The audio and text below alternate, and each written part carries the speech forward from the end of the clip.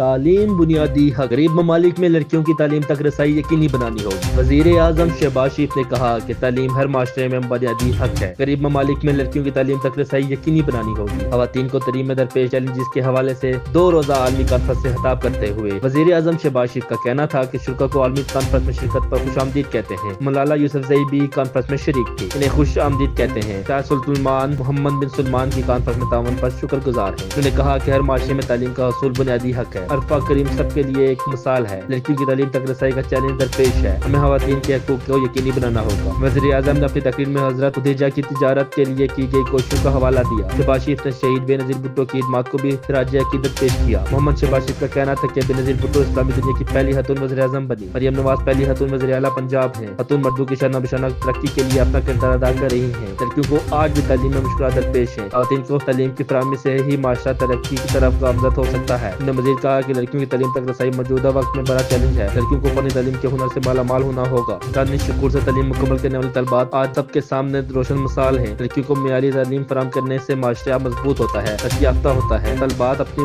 قابلیت سے عالمی معیشت میں بھرپور کردار ادا کر سکتی ہیں۔